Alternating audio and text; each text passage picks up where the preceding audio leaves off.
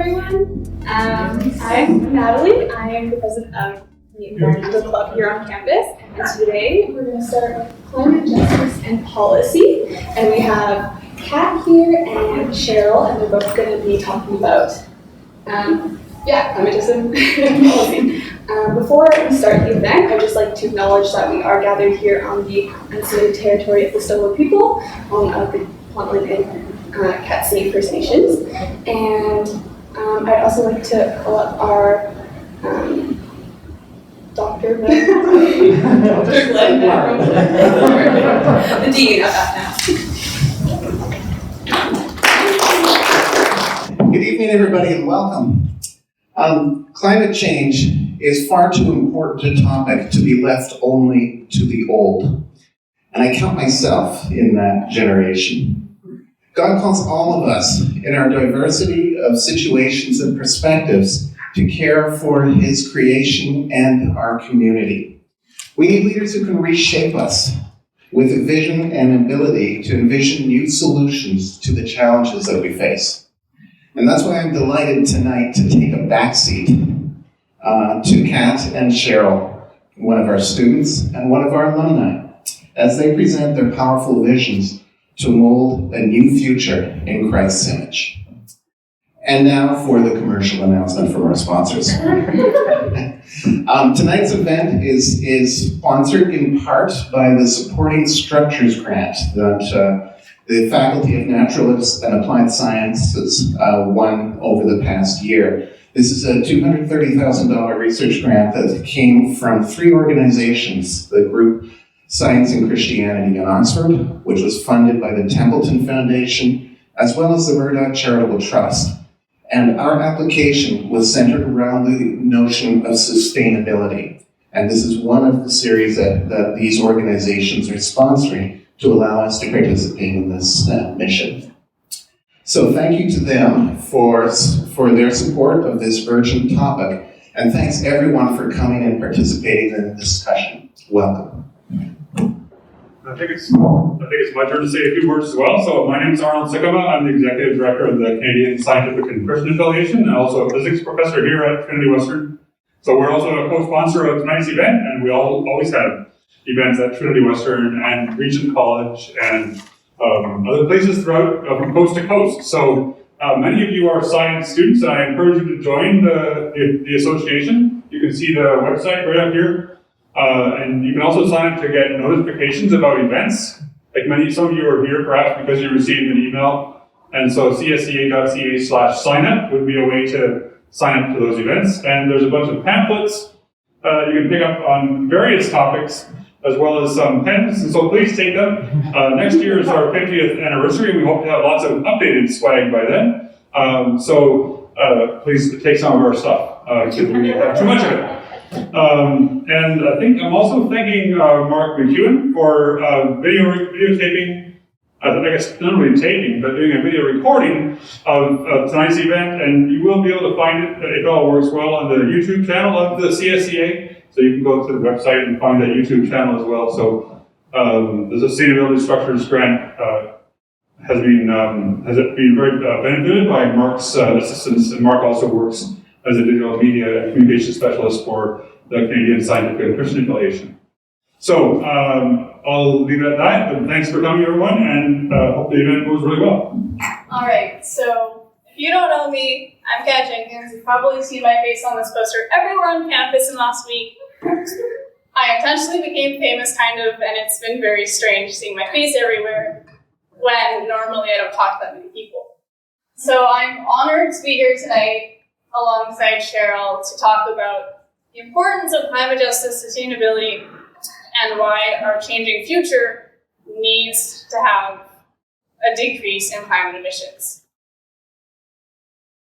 And so tonight, I will be presenting on COP26, but also my reflections and my story as a COP observer, representing CCOP, the Christian Climate Observers Program, Arosha Canada, and just Trinity Western and the Environmental Club and all of my friends and family here in Canada.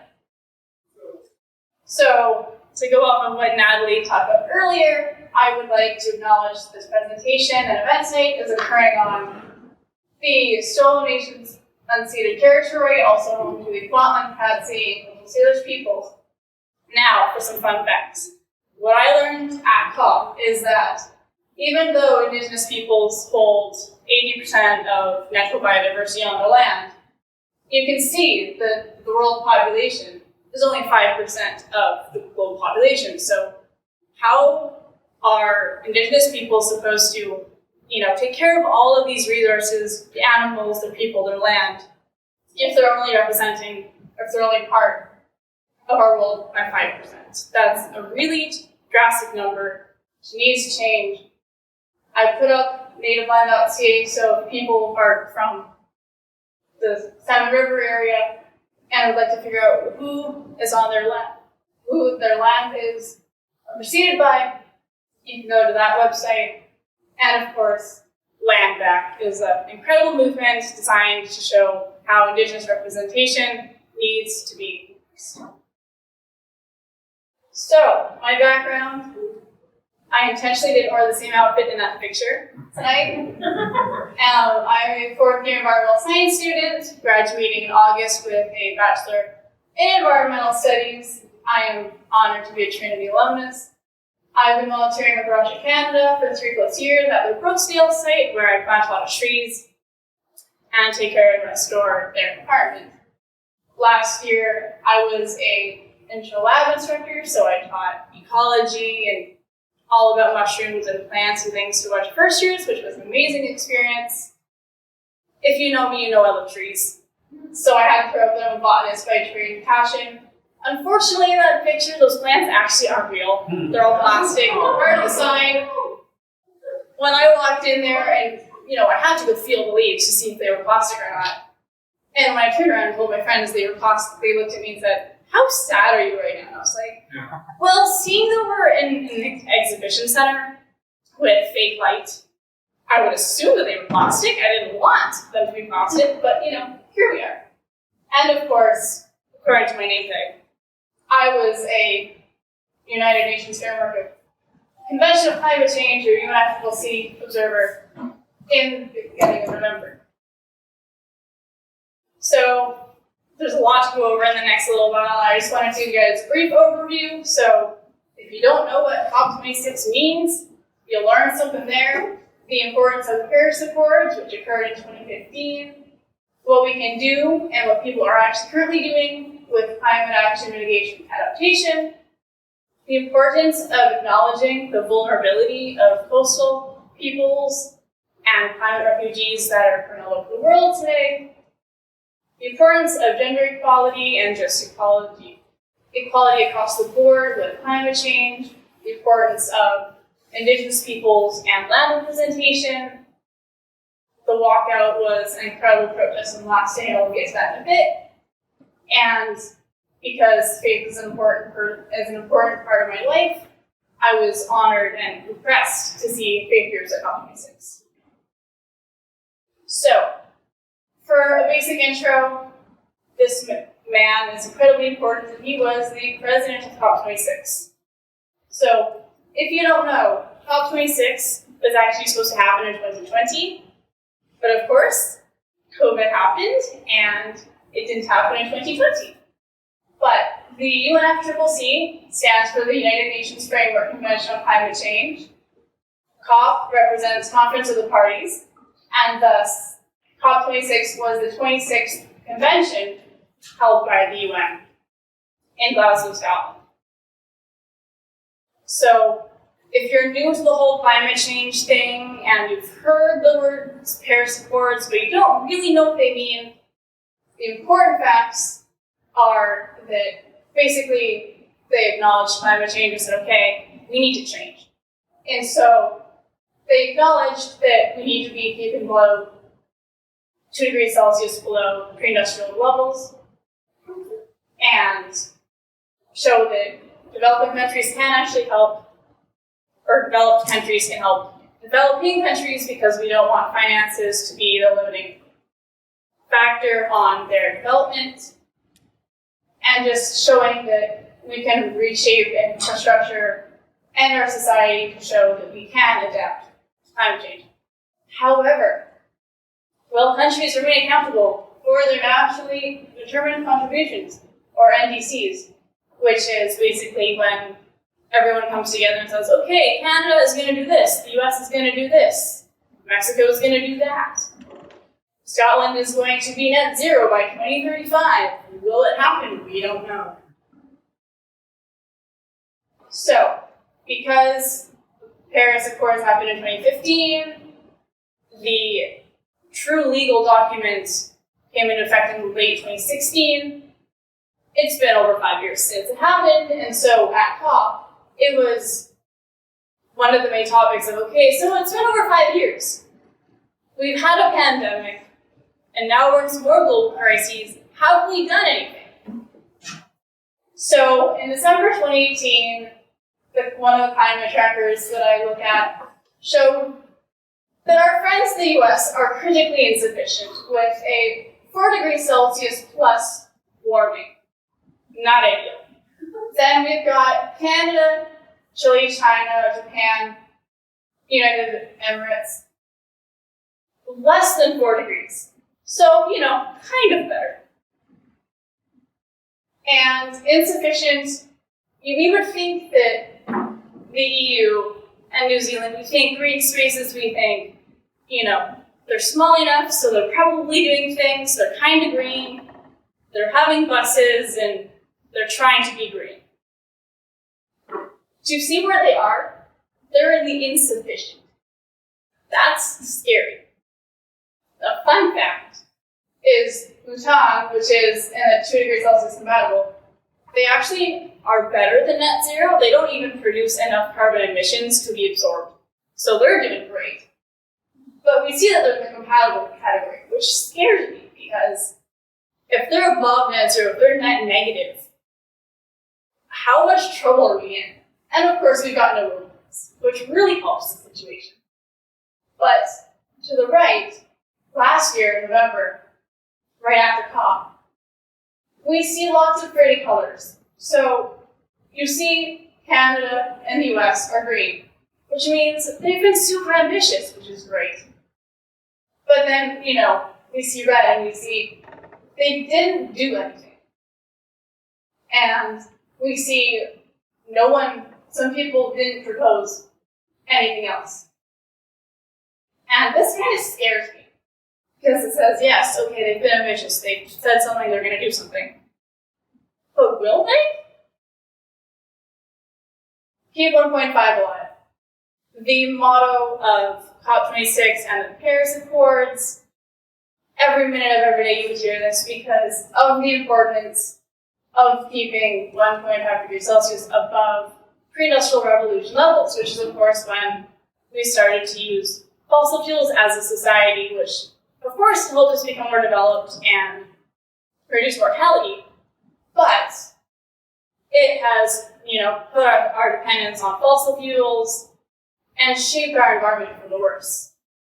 So we already have seen crazy weather in the past year, but mass extinctions will occur, complete ecosystem shifts, and if we don't have a stable environment that can feed us and can continue society and move with us, our economy is going to crash completely.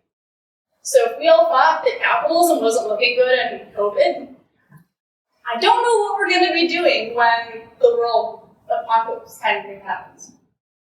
But another thing with this is, if you know anything about chemistry, you know that water molecules expand the range of motion when they're heated. So if our Earth is warming, our oceans are warming. And if our oceans are warming, that means sea levels are going to rise just because of the way water moves. And you'll see in later slides, but we already know that sea level is rising from that.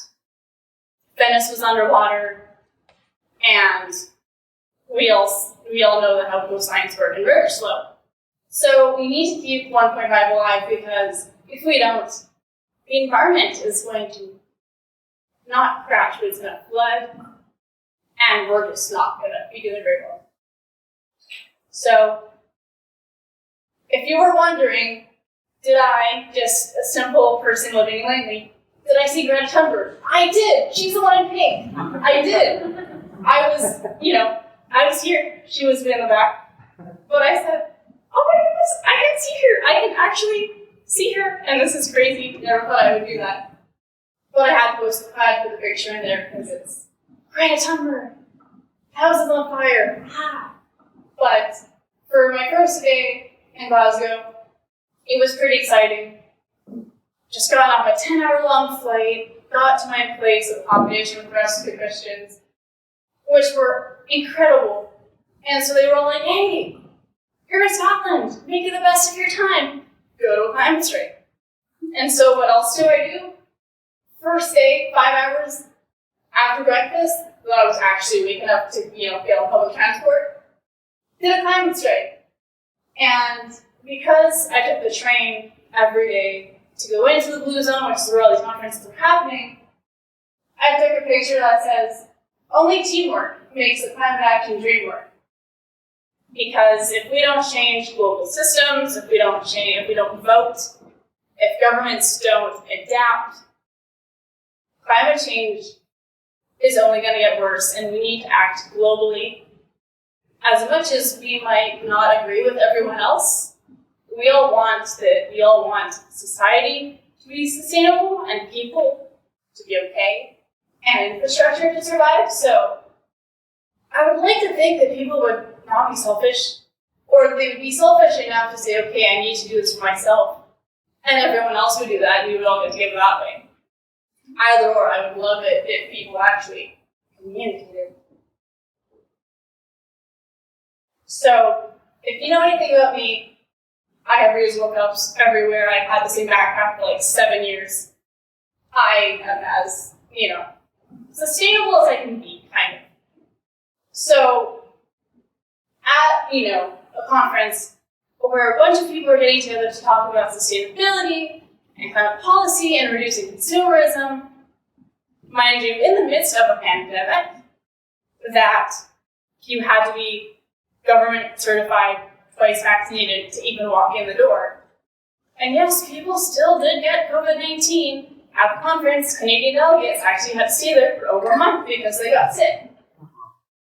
But somehow they have reusable cups that were sanitized every couple of hours. They actually were pretty good. I mean, Starbucks cups are one thing, but these actually worked fabulous, and they were colored differently, and they actually were really good quality, and I hope they continue to use them. Because if they only use them for 2 weeks, and then they get rid of them, is that really reusable?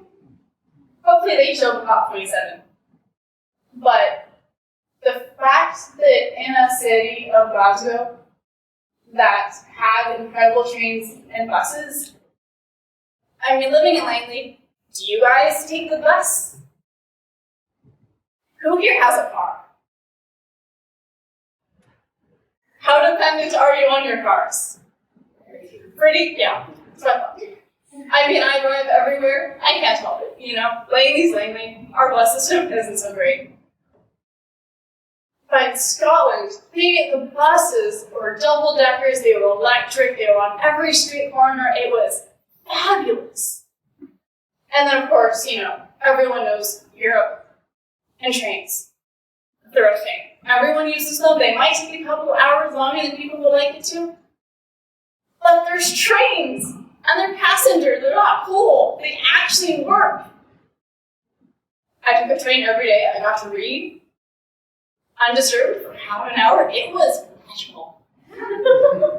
But the one thing that I was super happy to hear about was that the catering to this, giant conference of, might I add, 40,000 people, that the food was not only from Scotland itself, but it was seasonal, which means that it wasn't imported from everywhere across the world just to feed us. And that is sustainable. So, as I mentioned earlier, electric buses. So, Edinburgh wants to be net zero by 2030.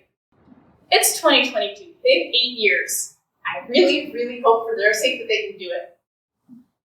The trains, as of right now, I'm pretty sure they're still fossil fueled. but they want to be electric by 2035. Now, I don't know how many of you know about tidal turbines. They're really cool. I presented on them in one of my classes a while ago, but this is a Scottish company that actually goes offshore. Like, think of like a submarine. It's on the yellow is like the body of a submarine, and it kind of has wings, like an airplane, except that right below it, it's giant turbines. So they just keep circulating and circulating and circulating, collecting all this energy. And if you know anything about Scottish geography, you know how incredible the coastal erosion is. Big wave action. So they've got incredible electricity coming from that. Now, I don't know if you guys know who either of these people are, but they are incredible people. So I was there. I was at COP26. There were like 5 or 6 other Canadians. The majority of them were American. And so, you know, every time something fascinating was happening in the U.S. center area of the pavilion, I got dragged over. And you know what? Sometimes I might not enjoy my neighbors, but for this, getting this message on my phone, I was like, oh my goodness, this is fantastic. So, who to judge? He is the U.S. Secretary of Transportation, and he was given the absolute honor of revealing a $2.3 billion investment in green infrastructural adaptation. So, rural American cities and states don't typically have great public transport systems. I mean, here in Langley, we don't either. But a lot of the time, you know, you'll see like the LA highways of, 6 lanes one way and 6 lanes the other. $2.3 billion is about to be invested in enhancing public transit and creating jobs in renewable energy fields and retrofitting homes, which is really cool. And shows that even though we might not think that they care about climate change, looks like they do. And I'll talk more about her later, but I got to see Dr. Catherine Maho present and discuss this whole new plan with Pete Buttigieg, and it was great. So, vulnerability. How many of you know the word ableist, or what ableism is? I'm glad to see several hands. I wasn't expecting that. We live, unfortunately, in an ableist and misogynistic society. People, a lot of the time, have invisible vulnerability or privilege. You really don't know sometimes. But women, disabled folks, LGBTQIA++ peoples, neurodivergent people, indigenous peoples, coastal groups, and those traumatized by war are increasingly vulnerable. And so one of the main messages I learned at COP was, climate justice isn't just climate justice. It's gender justice, it's social justice, it's BIPOC justice, it's human justice, because it's not about saving the planet. The planet's doing fine. Like, look at Chernobyl. The deer came back and the grass is green and the foxes were running around. The nuclear plant, which probably isn't a good idea. But nowadays, you see that it's green, and the plants and animals are happy because people ditched. If we, COVID happened, lockdown happened, the atmosphere was happy. CO2 levels diminished. China's air, especially Beijing, I was looking at it because I was super curious, they actually had safe air levels for the first time in a very long time. I was like, oh, please let this last. No, it didn't. It got worse. But the top picture is of little Mal, who is supposed to represent a really small, young Syrian girl who had to, leave home because of the war. Now, you can tell by the people in the picture that little Mal is actually over 3 meters tall. And that is to represent the fact that even though she represents a 6-year-old girl living in Syria, that she takes up space, that she makes herself known. And, the minute she walked on stage, everyone went, what is that?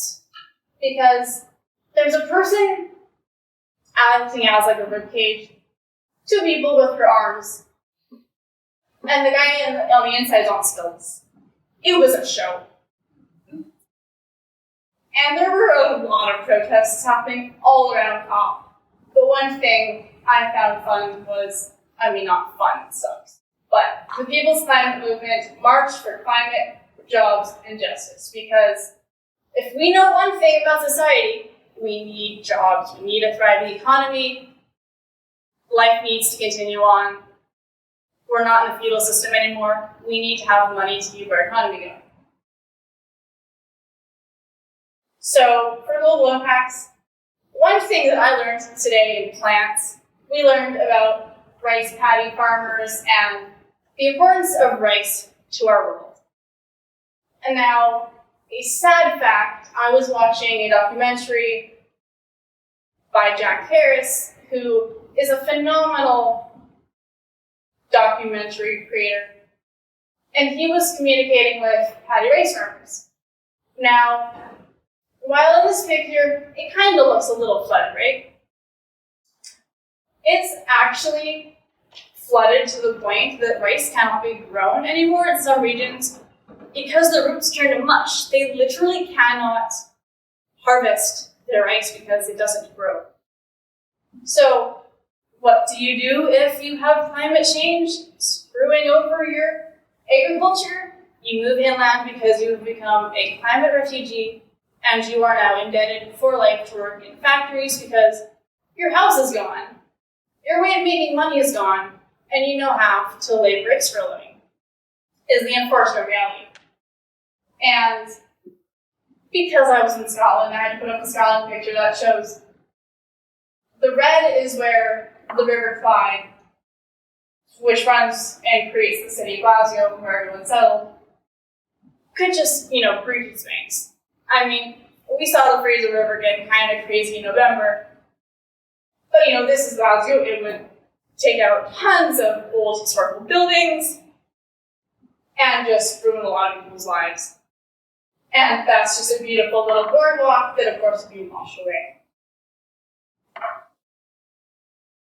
You have to have lived under a very northern rock if you don't know what this is. Now, you probably don't know this about me, but I actually worked in the native plant garden just behind Newfeld all of last summer.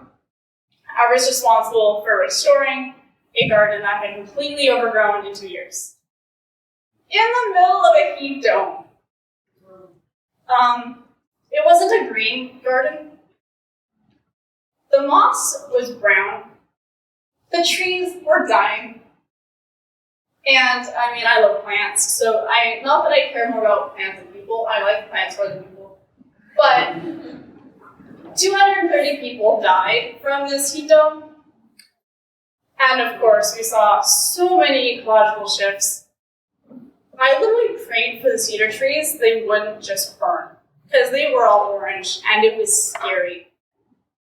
And funnily enough, the minute I get off the plane back here to Vancouver after COP26, I get a weather reminder on my phone saying, by the way, heavy rainfall warning. Guess what? The atmospheric river had come. So everyone had classes, life continued for the most part. You've all seen the picture of the Highway 1 in Abbotsford at the walking exit completely flooded. I have friends who live on the hill. They couldn't leave their house. It was bad. In our own backyards. It's not in my backyard. It's in our backyard. And it's scary. Did you guys like the 42 degrees Celsius? I can't do above 25, so I was not happy. Some of my friends were like, yeah, this is great. It's like Hawaii. No. Go to Hawaii for those temperatures. BC is supposed to be the wet coast, not the dry coast. So I was so happy that Nancy Pelosi was speaking on gender equality. Who here has heard the name Nancy Pelosi before? I'm glad. She was talking about 26, and all of the people that got about excited.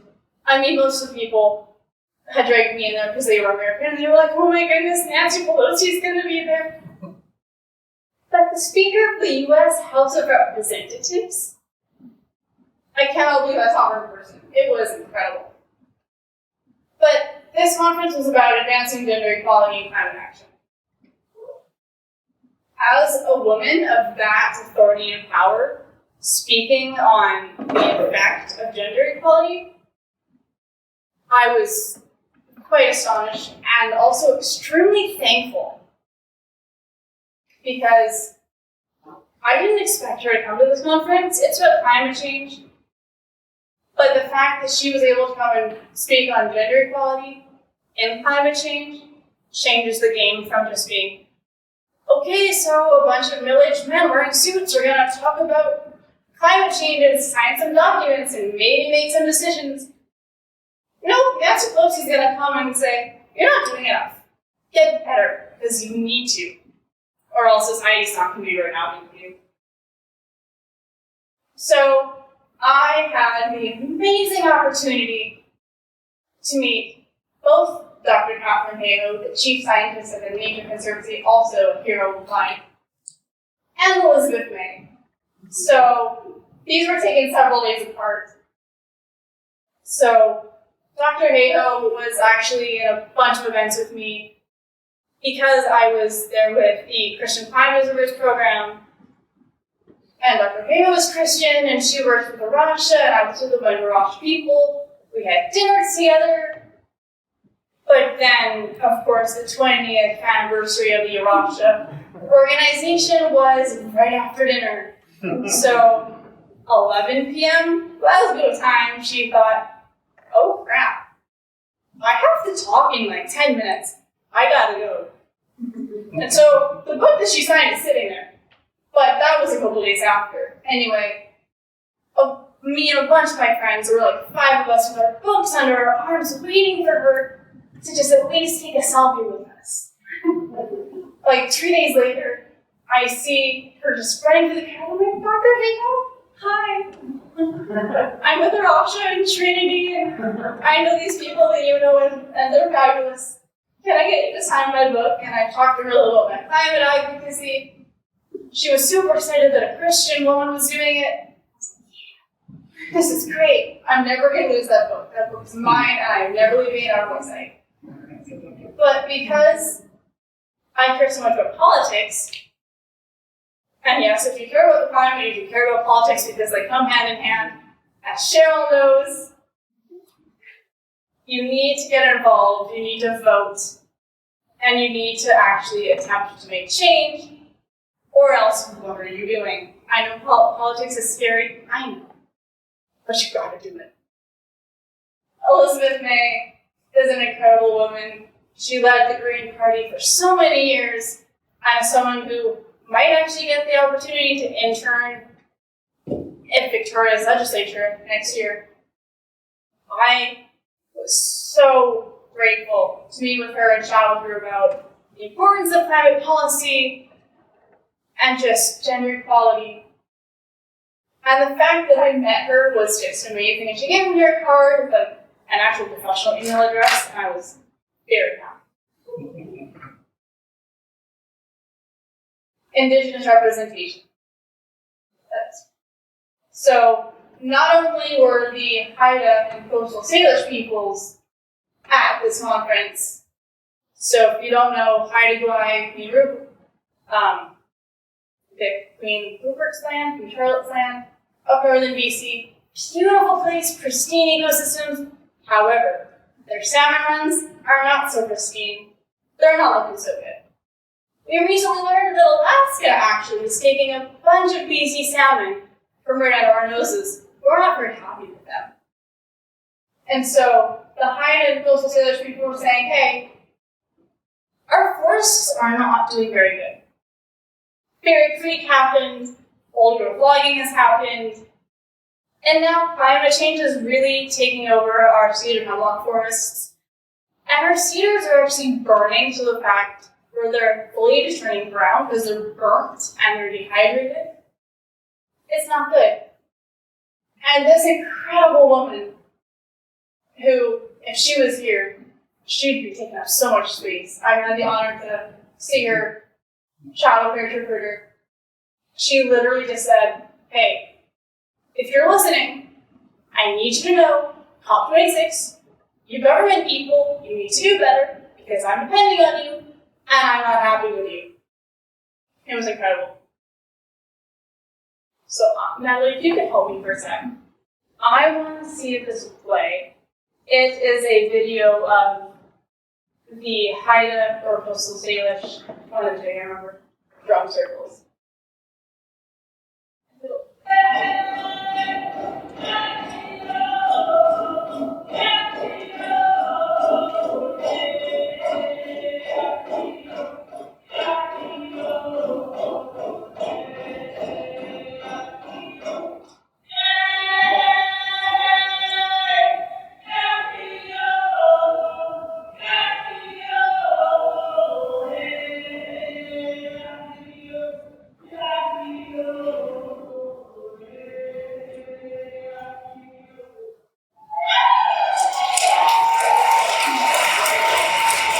As you can see the size of the room, that held 1,100 people in there.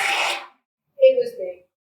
But this video was taken right on the last day of COP, and being part of the disabled and Indigenous and just those vulnerable peoples group conference was incredible because not only, do we inhabit coastal Salish land, my parents raised me with a lot of Indigenous knowledge and art around the house, and so when I heard this, I started crying because it brought me right back to my childhood.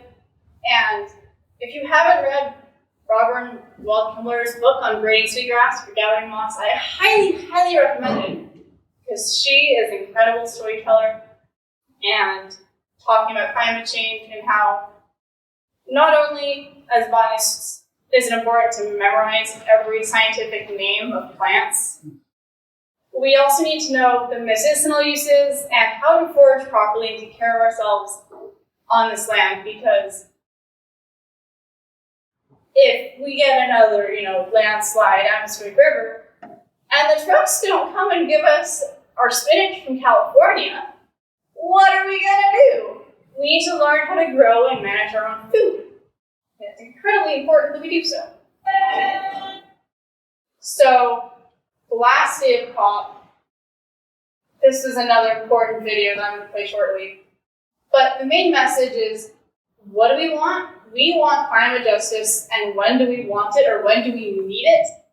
Now. So, right after, this was literally taken minutes after the drum circle thing happened. And the arena that we're in is the Scottish Event Centre. And we're in the blue zone, which means only people with name tags like this can get in there. The general public can't get in there. It is okay, the UN saw your name and said, okay, you're in the clear, you're allowed to walk in. Airport security on a daily basis, isn't great. But being able to go in here and say, okay, you know what? Even though I'm not the one signing the documents, I'm not, wearing, the observer here, it's in yellow. It just means I'm an observer, I'm allowed in the building. If there was pink or magenta or whatever color you want to call it, if you saw that name tag, they were important people. They represented party members, that could be government delegations. If you wanted to get out of their way, or run into them and make a connection, I just stay away from them. But this line was incredible, and so if you know how the color red right now is aligned with Indigenous peoples and just the importance of representation and belief, you will be shocked to know that they had a red ribbon that was over 1 kilometer long. And it started in that conference hall that I was showing you earlier, and it went all throughout the building. Was it a bit of a COVID-19 safety hazard that we were like literally chest to chest trying to shuffle through the building? Kind of. Was it worth it? Absolutely. You'll see in a minute the media attention that we got.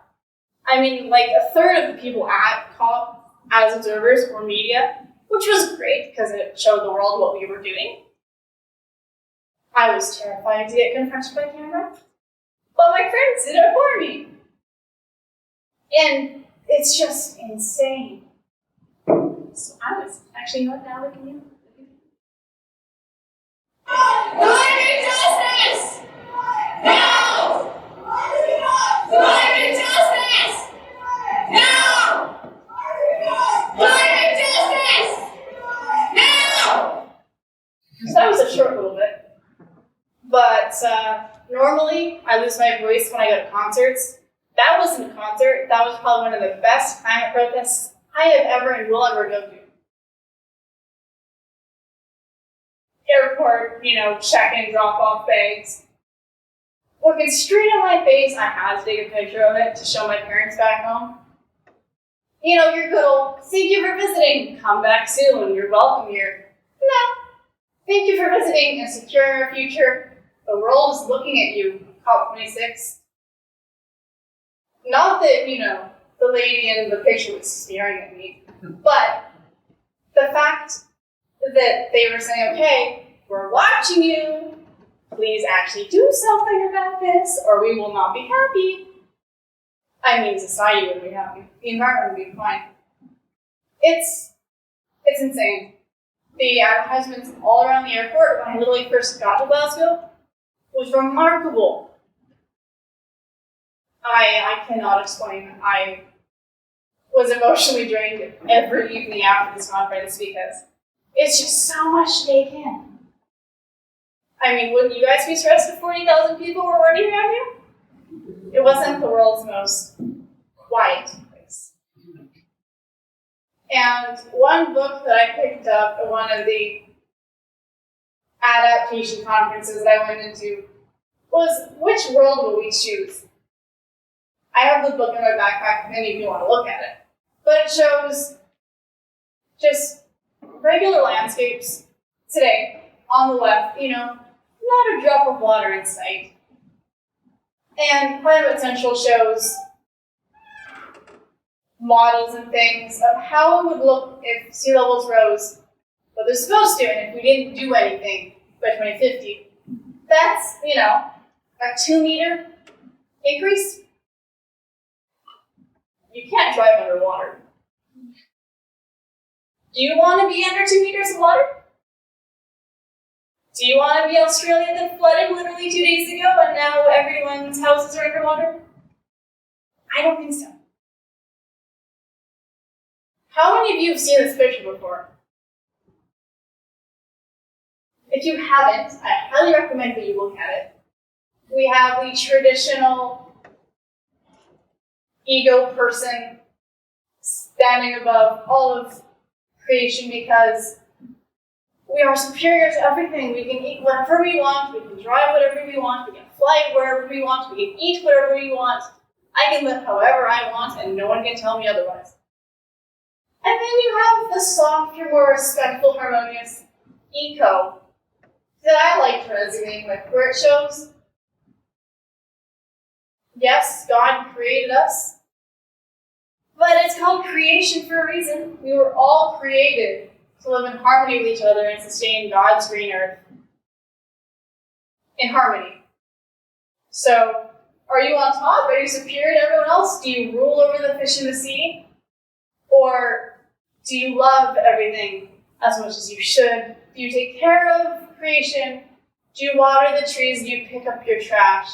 Do you love your dog? Now, at COP26, being a Christian, normally you go to these climate conferences and you go, okay, are faith groups actually going to be here? Because it kind of seems like they wouldn't be, because some people believe that science and faith don't intertwine. They do. So there's me with Russia, UK folks, climate stewards, and another BC friend of mine who I still keep in touch with. Tier Fund was a prominent Christian group there. If you don't know, if you don't have Micah 6:8 memorized by heart, I highly recommend you do so. Act justly, love mercy, walk humbly in the Lord. And just seeing the amount of people at COP that were Christian and or linked with the Rosh in Canada, or just the Rosh International in general, was fabulous because normally I think, okay, they're just on a farm in South Surrey, like I love them, they're fabulous people. But why would they be in Glasgow? That's not a thing. They were, it was right. So, individual action. What can we do if we're not the leader of, if we're not Justin Trudeau, if we're not Joe Biden? What can we do? I highly recommend you look up the 6 R's of sustainability. So it's not just reduce, reuse, recycle. It's refuse, reduce, rot, repurpose, recycle. Basically things to get a circular economy going instead of a, okay, I bought this at the store, I'm done with it, it goes in the trash, it goes into landfill. And then releases more methane than it did in the production because it's back to the environment. Fun fact, I live on campus. It's wonderful. You know what's not wonderful? The fact that I'm out of one of 100 people that compost. People like to think, okay, it's food, it's organic matter. I'll throw it in a garbage bag and into landfill because it's food. It'll decompose naturally, it'll be fine. If you actually throw out food, it actually will create more methane gas during its decomposition process because guess what? It's not exposed to natural elements and nitrogen and oxygen and everything that normally happens in the natural world. So if you think, okay, yeah, like composting, so great, not gonna do it. Too dirty, too smelly, too disgusting. I'm just gonna throw my food away, forget about it. No, you're actually doing something that's harming the environment as much as driving a car for a year. Not good. If you are literally anybody who can read, I highly, highly recommend you read Dr. Naho's book. It's a really good read. Dr. Clements loved it too. Natalie, if you haven't read it, I highly recommend you read it. You can borrow my book. I trust you with that.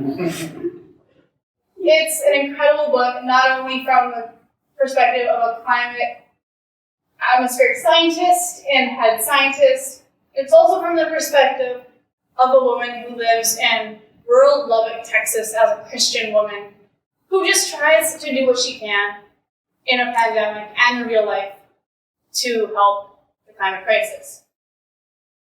And if you're part of the Gen V department, or get emails from Jamie Cummins, or want to show that you know how to sustainably and efficiently and environmentally friendly develop and put your support in for different buildings, LEED certification is great, because then you become a leader in environmental and energy efficiency development. It's great. I highly recommend you do so. And although some of these people aren't here tonight, I greatly, greatly, greatly thank and show my deepest sincerity and thanks to Russia Canada's Rick Faw and Samuel Chu, because if Rick Faw hadn't noticed this ability and application in the first place, I wouldn't be standing here.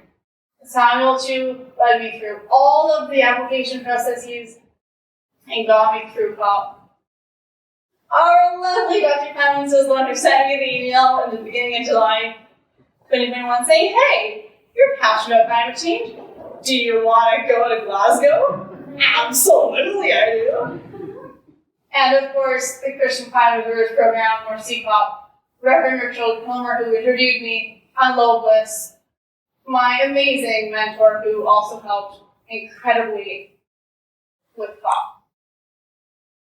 So, make connections, show people what you care about, because it really, really helps in life. I'm standing up here. I didn't think I'd be doing any of this. I went to COP saying, okay, I'm here, I'm in Scotland, I'm missing a week of school. This better be good. It was better than good. It was life-changing. So if you can, get passionate, show some love, do good things, because we don't have a lot of time, and we need all the energy and time we can get. So, if you have any questions, I'm on a lot of social medias, and I love talking about this stuff. If you know me, you know that I do. And this is a thing from Christian Aid that we're doing a demonstration that says act now on climate justice, and that we need to deliver climate finance because money directs our society. We know that. People need to have funds to do infrastructure redevelopment and retrofitting, or else they're stuck. And that's it. Thank you for listening. All right. Thank you so much for having me here tonight, being willing to spend your evening listening to me and Kat, of course. I was very honored to be invited here tonight, but mostly when I heard that Kat would be speaking about COP26, I was just excited to hear that. And might be a hard act to follow, but I'll do my best. So tonight, my talk will start off with a bit of personal background. I'm hoping that that will give you an idea of what motivated me to get involved in climate policy work and why I might approach it the way that I do. I'll then use a recent example, so the City of Surrey's development plan for South Campbell Heights, as a case study in climate policy work. And finally, I'll wrap up with a few ideas of how you might get involved, or more involved perhaps, if you already are working in this area, in climate policy work yourself. So, a bit about me. There's probably no better place to start than with my time right here at Trinity Western University. So I graduated from TWU with a BSc in Biology Honors in 2007, which seems like yesterday, but not quite. I saw the backpacks outside the chemistry labs there earlier this evening, and it just brought me back. But I've also written a few final exams in this lecture hall. So after obtaining my bachelor's degree, I went on to SFU to get my master's degree in molecular biology and biochemistry in 2010. And those 7 years of post-secondary education gave me an appreciation for science as a way of knowing. And not only that, it also gave me important experience conducting research and learning to think critically. So a little later on, in 2016, my daughter was born. And in both of the following 2 years, we had record wildfire seasons. Then, on the heels of the 2018 wildfire season, came the release of the International Panel on Climate Change, or the IPCC's, special report on global warming of 1.5 degrees Celsius. These events in close succession, the birth of my daughter, 2 record wildfire seasons in a row, the IPCC report, heightened my concern for the future to such an extent that it gave me the push that I really needed to get directly involved in both politics and climate policy work, because as Kat pointed out, those two things are very much connected. So I spent all of 2019 campaigning for a climate emergency declaration with other local climate allies. And it took way too long, but after a year of fighting, I'm happy to say that we were successful in getting that declaration, as well as the creation of a carbon budget that aligned with the IPCC's special report on global warming of 1.5 degrees Celsius. The trick, of course, is going to be to hold them to that. In 2020, I ran to be MLA in Langley East. Now, while I didn't win or expect to win, I believe I spoke important truths about the near-term consequences of inaction in the face of advancing climate change, particularly at the Chamber of Commerce, They're All Candidates debate, which I believed was an audience that needed to hear those truths. Then, last summer, we had the heat dome, followed by extensive and severe flooding caused by a series of atmospheric rivers. And in fact, my own workplace in Abbotsford, the Ministry of Agriculture building, was flooded and is still closed to this day from that event. In between those two disasters, of course, was a welcome bit of good news. A divestment motion I had written the year prior passed at a convention of the BC Government Employees Union, or the BCGEU convention. Finally, at the very tail end of 2021, I became involved in the South Campbell Heights campaign, which brings me up until the present day and the next part of my talk. So I thought the South Campbell Heights campaign might make a good case study for this evening. Now, I don't pretend to be an expert at political campaigning or strategy. You'll recall that I lost my bid to be MLA, but I am happy to share with you what little bits I have learned along the way. I think it's important to acknowledge that these learnings come from both success, some success, and lots of failure. So now for some background on South Campbell Heights. South Campbell Heights sits just outside Surrey's urban containment border, or their city boundary, and it's all currently zoned as rural. Now, running through South Campbell Heights are the Little Campbell River and several of its tributaries. Together, they provide habitat to several species of fish, including the threatened Salish sucker. The Salish sucker isn't alone, though. There are at least 13 species at risk confirmed to be present in this area. Now, while the area does not include any old growth forest, it does include large stands of approximately 100-year-old trees, so approaching old growth, which is a rarity in developed parts of the Lower Mainland. Now, what's not rare in the Lower Mainland, unfortunately, are threatened aquifers. South Campbell Heights sits on top of the vulnerable Brookswood Fernbridge aquifer, where a number of Langley and Surrey residents in the area get their drinking water.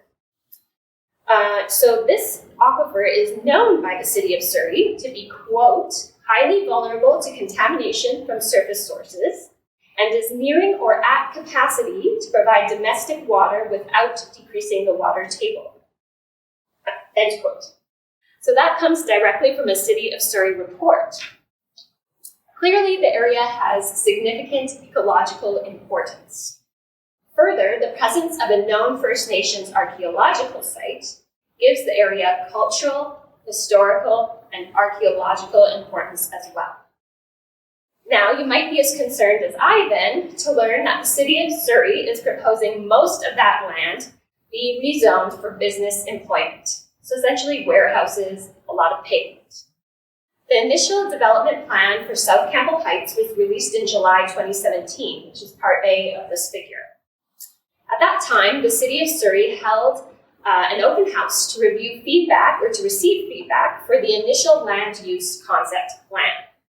Under this first iteration, South Campbell Heights would have changed from all rural zoning to a mixture of conservation areas, business employment, and special commercial institutional zoning. Now, of all the new proposed land uses, the inclusion of business employment zoning was the least popular. Interesting then, that the updated land use concept plan in part B of this figure, proposed by City of Surrey staff in July 2021, removed better received land uses and actually expanded business employment to cover nearly all but the conserved areas.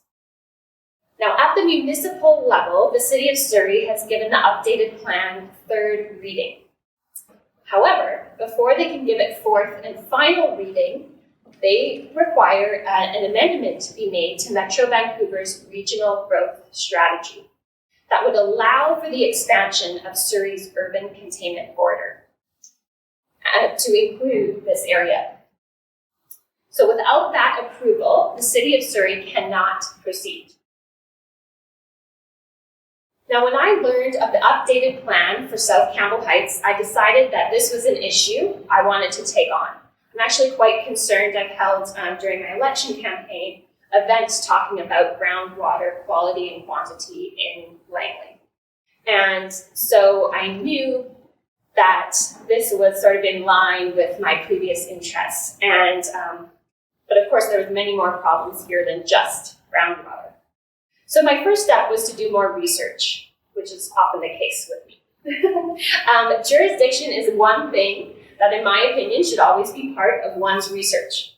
In this case, the City of Surrey, like any other municipality, is free to develop their own community plans, of course within certain guidelines. But because Surrey is a part of the Metro Vancouver Regional District, and because this plan involves expanding an urban boundary, it relies on the majority approval of the Metro Vancouver Board. The good news is, Metro Vancouver actually has very good written policies on urban expansion in their regional growth strategy, at least on paper. So the strategy contains 5 goals, all of which are based around principles of sustainable development. The South Campbell Heights plan goes against all the goals, but none more clearly than goal 1, which is to create a compact urban area. And you'll see that Metro Vancouver links this idea of a compact urban area to climate action.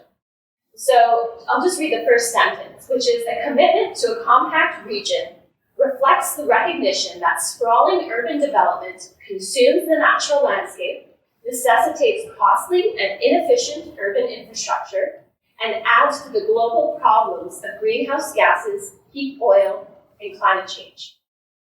And some of the strategies there at the end that they've identified to keep a compact urban area are to contain urban development within the urban containment boundary, focus growth in urban centers and frequent transit development areas, and third, to protect rural areas from development. So that sounds great. So we'll see what they actually do.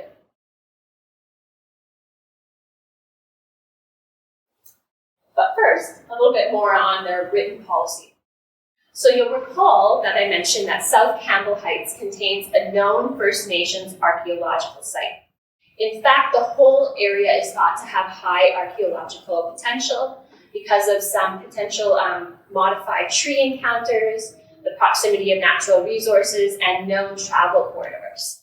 So I was also happy to see that in the implementation section of Metro Vancouver's regional growth strategy, that they make it clear that all development initiatives need to be done in coordination with First Nations to ensure compatibility of the separate planning processes. But clearly, that has not occurred in the case of South Campbell Heights. Semiahmoo First Nations Chief Harley Chappelle spoke at a Metro Vancouver board meeting. He was asked by board members about the consultation process, and this is what he said.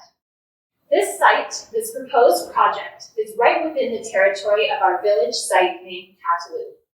Yet again, unfortunately, we haven't engaged in those conversations. So it's kind of hard for me to say at present moment what the impacts of that are. I think this is part of the unraveling of our DRIPA legislation here in the province. Now, DRIPA legislation is referring to BC's enacted legislation that was drafted in response to the UN Declaration on the Rights of Indigenous Peoples. Of course, one cannot rely, unfortunately, on the integrity of political figures and their adherence to their own written policy. So part of doing your research is being prepared to offer alternative solutions. Now, it's undeniable that Metro Vancouver is short on employment lands. And it is important for the development of sustainable communities that people are able to live and work within a compact area. So thankfully, alternative solutions to sprawl do exist. Instead of allowing what remains of our agricultural and forested lands to be developed and degraded, the City of Surrey and Metro Vancouver should be supporting intensification and densification of existing industrial land. And one way to densify is to go multi-level, so building up and not out. like in the case of the Riverbend Business Park in Burnaby, pictured here. A multi-level industrial building with loading on both levels. To make projects like the Riverbend a reality all over the Lower Mainland, we need government programs, updated zoning, and updated bylaws that incentivize and support industrial intensification and densification.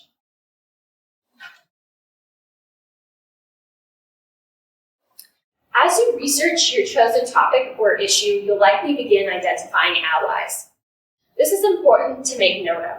You want to figure out who is aligned with you so you can amplify the work they're doing and they can return the favor.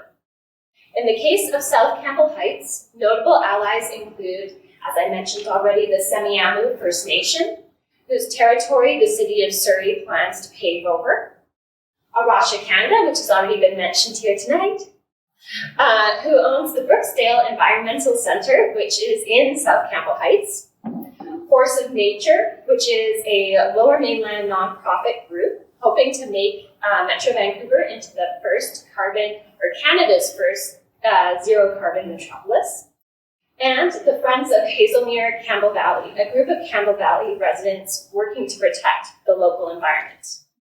So at various times, one or more of these groups would have something going on that could be shared, pieces or quotes in local papers, petitions, fundraisers, or letter writing campaigns, for example. And many did the same for me when one of a series of blog posts I wrote on the South Campbell Heights plan was published last December in the Georgia Strait. Writing that particular post was actually quite difficult for me because there was so many things wrong with the South Campbell Heights plan. So focusing what I was going to write on was very challenging. But when I wrote it, so it was just after the atmospheric river flooding. And my own work flooded, and people I knew, family members were evacuated, so that was very close at heart for me at that point. And I decided, I thought would be for much of the general public as well. So I decided that I would write and focus on the increased flood risk that this development plan would pose. And I highlighted the fact that on November 15th, after the first in a series of atmospheric rivers had hit, the Little Campbell River broke its banks and caused localized flooding in a number of areas, including the Semiahmoo Fishing Game Club, which also flooded in January of 2020. So these are just some pictures from the flood in 2020, similar to what was seen last year after the atmospheric river flooding. So you can see that, these people who are trying to help with conserving the environment are now running up against destruction of the environment. I also pointed out that the City of Surrey is well aware that a known floodplain lies just downstream of South Campbell Heights. Given this knowledge, the City of Surrey's plan to cut down stands of 100-year-old trees and pave significant portions of nearby land is knowingly putting people's lives and livelihoods in danger. Reducing drainage in the area will lead to increased runoff and flood risk during future atmospheric river events. This at a time when the flood risk is already increasing due to climate change. Thankfully, before the plan went to fourth and final reading by the Metro Vancouver Board, a Surrey councillor, Linda Annis, who a number of the allies had actually gotten a meeting with, submitted a motion to defer the plan back to the City of Surrey with the concerns raised by various board members during the third reading, such as the environmental impacts of this plan and the lack of First Nations consultation. The motion passed, yay, and those of us who fought hard against the plan were thrilled, because we are well aware that sometimes to kill a project, you only actually need to delay it. However, Mayor Doug McCollum is not one to take no for an answer, and he doesn't waste time, unfortunately. City of Surrey staff scheduled a few meetings with the Semiahmoo First Nation. They wrote some garbage, I'll say, about how they intended to mitigate the environmental impacts, and sent the plan back to Metro Vancouver a few weeks later. No actual consultation or changes to the plan had occurred, but the Metro Vancouver board decided to proceed with the fourth reading vote anyway. And unfortunately, it passed. Just barely, but it passed nonetheless. And so that represents failure, or loss at least. Now at this point, you might wonder, if we lost, why would I use the South Campbell Heights plan as a case study? Kind of depressing. The answer is, I think it's important that you hear the truth. And that is, if you get involved in the climate policy world, you will face setbacks and losses. You're not going to win all the time. But we can learn from those losses, and we can be even more intentional about celebrating the successes when they do come. As Martin Luther King Jr. said, the arc of the moral universe is long, but it bends towards justice. And I have hope that this truth applies in the case of climate justice as well. Another truth is that the fight is never actually over. One of my allies in the South Campbell Heights fight was Sebastian Saida. He's president of Force of Nature and running for a council seat in Surrey this fall. He did a marvelous job keeping track of how each board member voted across the various votes taken on the South Campbell Heights plan. This is where the politics part of climate policy work comes in. So that's important that he did that, because we have an opportunity coming this fall with municipal elections to find and endorse candidates that can replace members on this list who voted for the South Campbell Heights plan and against climate justice and reconciliation. And if you need the link to this document, I'm happy to share it. So that's an overview of what I've learned from both success and failure in my attempts to advance local climate policy over the last 5 years or so. Now I'd like to end my talk by giving you some ideas about how you can help to advance climate policy if you're not already. If you're not already politically active, letter writing could be a good place to start. Right now, the provincial government is actually soliciting feedback on a number of environmental or climate-related policies. And that includes the TMX expansion project reconsideration, old growth strategy, and environmental assessment policy. So you can have a look at that website, which I can also provide the link to, and find something that you might be passionate writing about. If you do decide to provide feedback in writing, I have a few tips I hope will be helpful. Of course, as always, what you'll always hear from me is do your research. That includes identifying the issue clearly, finding out who has jurisdiction, thinking about providing some alternative solutions, or examples perhaps of what other cities, provinces, or countries are doing. Of course, make sure to say clearly what you are asking for. But it's not enough to be well-researched. You should be right and polite, as hard as it is. You're very unlikely to convince anyone to do what you want by talking down to them. I am well aware that it can be hard when you know you're writing to someone who has completely different political opinions than yourself. But I recommend formal English, proper formatting, and proper titles. Google the title if you're not sure. Even if you know the representative to be completely misinformed on the issue, write to them as though you assume the best of them. Brand them as a hard-working and intelligent representative who always has the best interests of the public at heart, even if you know that's not the case. Next, you'll want to consider their perspective or other perspectives. What arguments are they likely to make themselves, or have they made? And counter those in your letter to make it harder to dismiss. Next, prove you are a constituent by indicating your neighborhood, city, or postal code. Politicians often care most about getting reelected, So the opinion of a voter from their district is going to mean more to them than someone who lives outside their district. But don't make your letter too long. In most cases, unfortunately, your representative will likely not be the one reading the letter. What often happens is that constituency assistants will read the letter, identify the issue, and track the total number of communications for and against. And that's why there is power in numbers. One of the most effective things you can do is get more people than just yourself writing letters to make that tally end up in your favor. And this is where it helps to know who your allies are. And that's my talk. Cheryl, I guess I noticed that on the things that the BC government's asking for input on, they didn't include LNG. I guess they're not taking feedback on that one right now. No. I'm actually worried about the events in Ukraine and Russia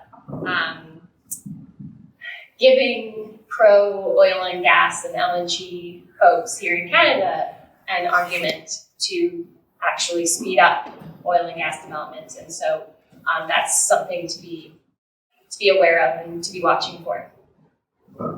Another thing that might be useful to get involved in is there was a story in the paper today about how the school boards in BC have a curriculum that is developed by Fortis BC about the climate change policy. I wonder how that's going That's what they're teaching our kids, or I guess my grandkids. I will say, I pay a little bit extra on my bill to get the renewable natural gas, but I'm not sure how largely that figures into their curriculum development. But yeah, it's not great when the oil producers are the ones developing the curriculum and And controlling our society through subsidies. Yes. And being subsidized. Yes. I know gas is like 1.8, something like that right now. It should actually be more like $4 a liter. If governments were pouring in $2.8 billion in subsidies on fossil fuels. Something to think about. Hybrids or electric cars might be a way to go if this war continues and gas prices and supply chains change a little bit. Yeah. Just a little bit. Yeah.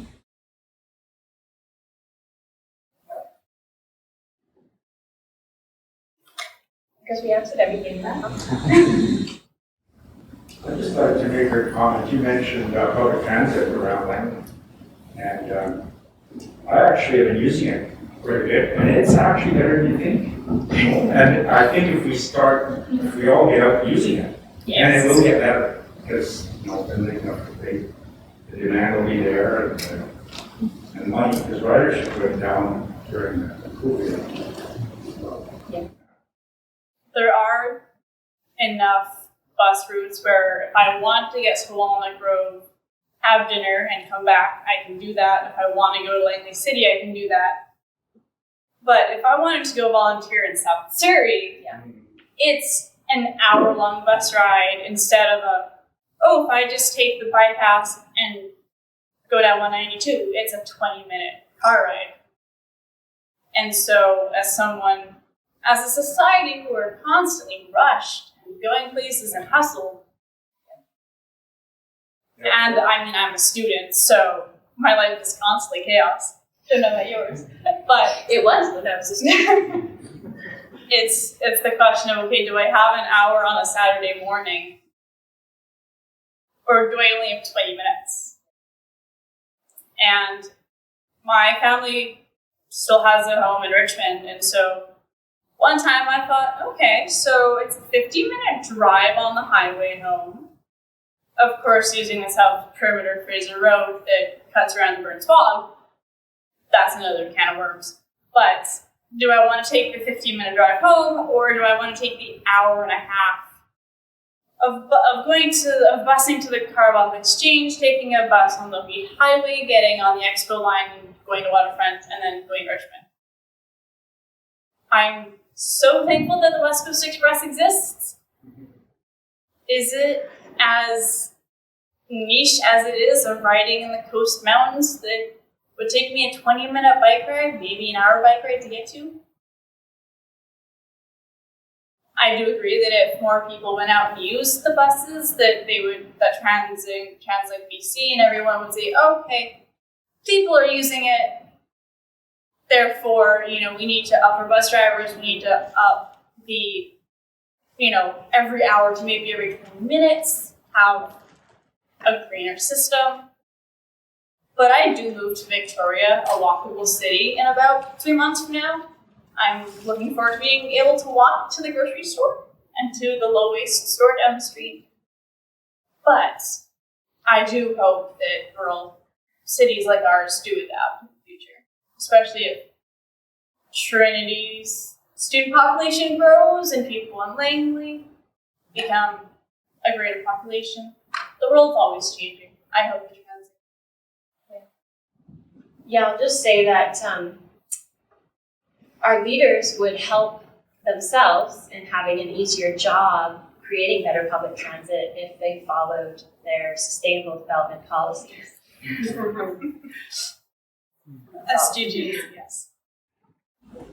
Yeah, so I really want to endorse what Cheryl was saying about writing letters, because and what you said about groups, because Arasha encouraged us to write letters about the South Campbell development, and they made it easy. Like they gave all the emails, so it just gave you. Formatted it for you. It gave you a good feeling actually doing it, and one person actually wrote back and thanked me of all the Metro board.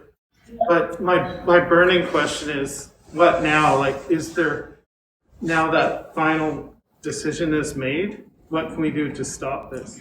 Yeah, so that is the question, right? Is all hope lost now, or what can we do? And so I started getting into that. So the municipal election this fall is obviously going to be very important. Once the plan is approved, you still have the individual development applications. And there can still be a significant impact made at that level. So if you had good councillors voting on those development applications, that could sort of force those development applications to be more sustainable, you could at least improve the situation. And so another thing actually is, it's interesting, I do know Sebastian, who's going to be running in the election this fall in Surrey, and he has an individual on his campaign who's working on policy. And so we're actually going to have a call next week to talk about what changes we might be able to recommend to their development bylaw to improve or to prevent some of the worst development applications from getting through. So, but So the plan is in place anyway. The plan's been approved. Yeah. So, and there's no way City of Surrey is not going to give it forth in final reading right now, because Dyke & Colm has the majority on council. So it will right away get the rubber stamp. I suppose people standing in front of bulldozers, but short of that, I think we really need to think about the importance of who we elect to municipal councils. I think I might be slightly wrong on this, but I feel like voter turnout for municipal elections is somewhere around 30-ish%. It's bad. But really, when you vote municipally, that has the greatest impact directly on your life, right? Like what gets built right beside you. I was supposed to have a walkable neighborhood beside me in the Williams neighborhood, and instead now I'm getting just a giant sprawling film studio, and single story, big footprint, instead of mixed use residential commercial buildings, that people can walk and live and work, and so it's important who we elect into councils.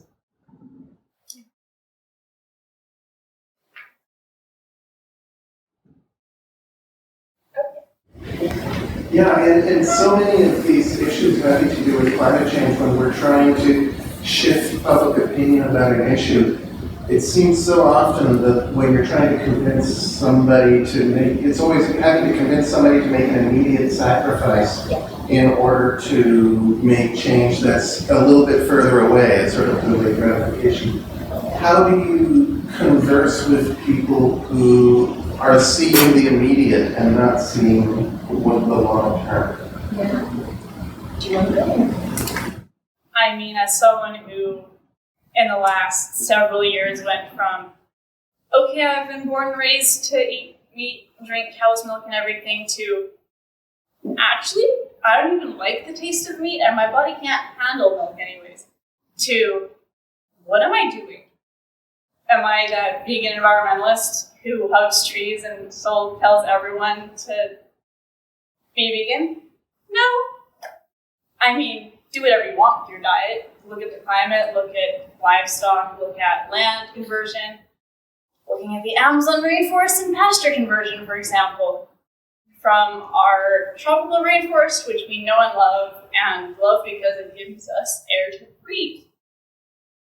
But you can't control everybody, and I attend my family dinners where my mom, barbecues up a whole plate of lamb chops, and I just sit there with my tofu, and everyone just laughs at me in their heads. But you don't want to just outrightly say, what you're doing is bad, and I don't like what you're doing.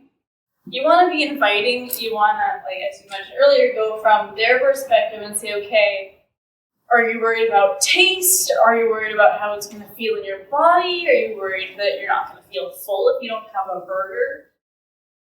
Look to what they're doing, and if it's just because they grew up with it and that's what they know, then maybe see if you could open their mindset a little. Everyone has minds. I know especially the younger people are much easier to influence than others. I mean, my mom did recently just become more flexitarian vegetarian, but a week or two after I moved into my Jacobson apartment, my roommate went, your veggie sausages aren't actually that bad. And so I thought, okay, well, if I can do this, then maybe I can talk to my family or my grandpa, who, as we like to jokingly say, is a meat-abhor. So it's all about how you interact in situations and understand perspectives and know what you're talking about and know the solutions that you can address. Because if you don't have any background information on change or solutions, then they're going to ask you a question and you're going to be stuck in a mode of, I just opened this conversation, but now I can't do anything about it because I didn't do my research. Yeah. See, research. I would say I actually try and, where I can, address the short-term benefits. So, for example, when I was referencing the Chamber of Commerce debate, I felt for me personally that it was one of the most important parts of my campaign, which was when we got asked about rising strata insurance costs. And nobody made the link to climate change. And I just said, what we're missing here is that this is due to climate change. And if you don't want to be forced out of your home because you can no longer afford rising strata costs, we need to do something about climate change. We'll have some crisis. Yeah. But during my campaign, when I went door knocking, I actually talked to a single mother who was living in Walnut Grove. And she said, I'm having to move because I can no longer afford strata costs. And I just thought, this is the beginning of, this is a very small scale climate refugee situation. You know what I mean? It's nothing compared to other areas of the world, but we're already seeing it, And I think making that shorter term connection is important for people. For example, what I've been trying to do is, okay, I'm established as an environmental advocate. Now I need to get past that, right? And I need to start addressing some of those immediate concerns. And more recently, I fought for better daycare services in Langley. And people might not see that as environmental work, But the care economy is a huge part of improving our economy in terms of reducing carbon emissions. And so just looking for those ways where you can make it more about immediate things that can help people's lives now. That's not about saving the tree down the road or, like something that doesn't connect to their kitchen table issues. I think that might be the better way. Yeah, we'll take one last question. What would be maybe a couple of recommendations for Trinity Western? Because I think this all starts from education. Do you know? One thing that I first acknowledged when I moved on campus was I was living in Northwest at the time, but I had friends living in Jacobson and things like that. And when you're regular, like a study lounge, for example, you're recycling your garbage, paper, plastic, glass, your usual, okay, I'm environmentally friendly, look, I can separate paper and glass. What I was really sad to see was someone had actually taken a sheet of paper and taped over the compost hole because the maintenance people weren't coming in often enough to actually take it out. I take out my compost every couple of days because if you don't, it does stink. It's decomposing food, of course it's going to stink. But if you take care of it right, it's not going to stink, and none of your roommates will be mad at you. Be smart about it. If Trinity actually did a compost, if dorms had a compost, if RAs took it out, or if it was like another chore or like work responsibility, the amount of food that we would save and just methane that we would reduce is incredible. I know with TWEC, we did a sustainability week last year where we actually communicated with Sodexo and said, hey, as part of our sustainability week, we would love to know how much food you throw out at the end of, what was it, a day or a week? I don't remember. It was at the end of a week.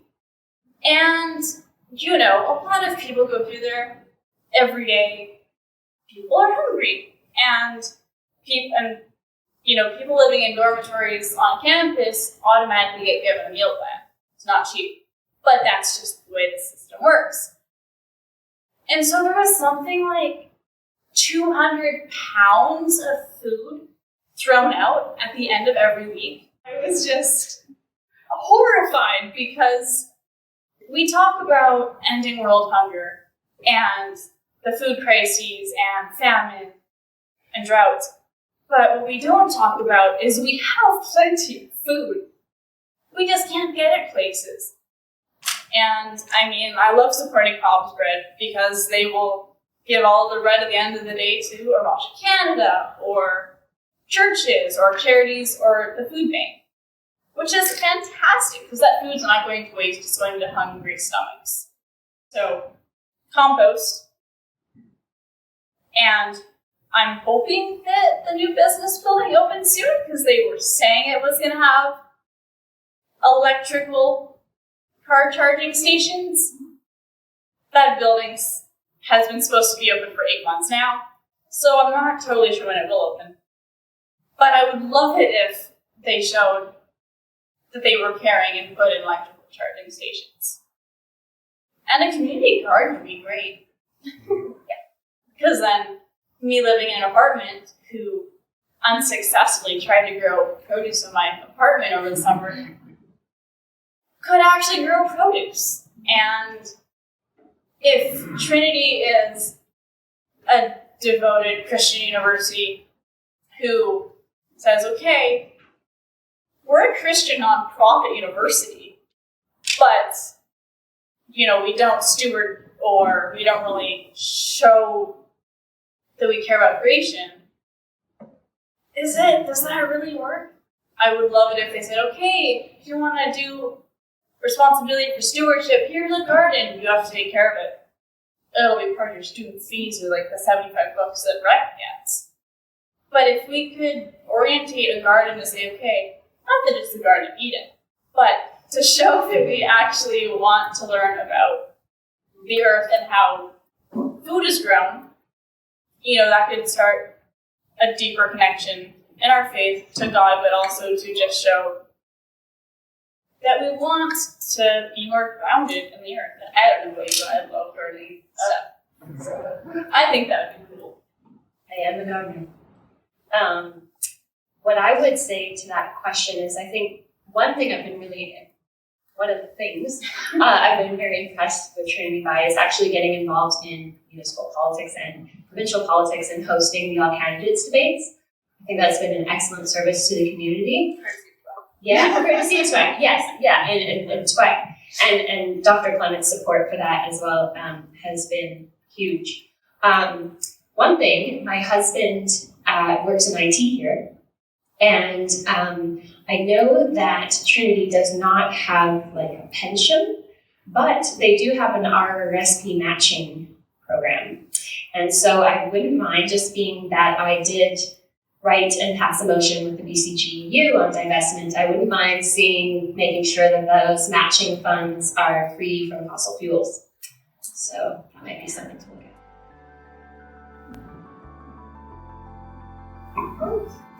Thank you both so much for coming out, sharing, and thank you so much. Have a great night.